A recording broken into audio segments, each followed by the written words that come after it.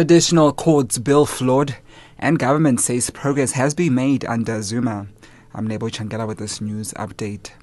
Parliament has been told that proposed legislation aimed at bringing traditional courts in line with constitutional values is flawed in a number of areas. An academic from Durban, Professor Thandabantu Nhlapo, says in South Africa, power is separated between the Legislature, the Executive and the Judiciary. He says this is not reflected in the traditional courts bill. The senior traditional leader is legislator, administrator, and judicial officer.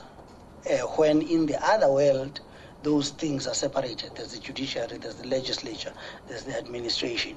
Government says the progress has been made in achieving goals set since President Jacob Zuma took the reins in 2009.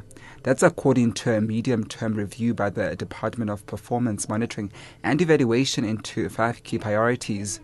Delivering his budget vote, Zuma told Parliament the government is advancing in the fight against corruption. Examples of actions include the theft of police equipment, interference with evidence secured for trials, and outright assistance to criminals.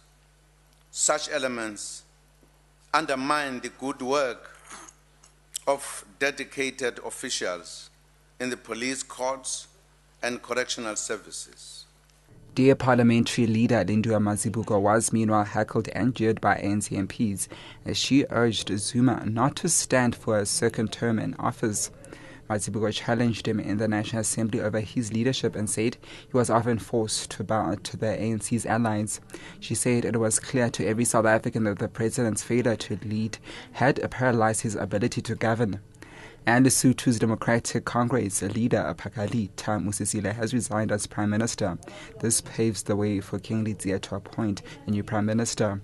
Opposition parties have forced a coalition after the weekend's inconclusive general election, giving them an outright majority to lead the government.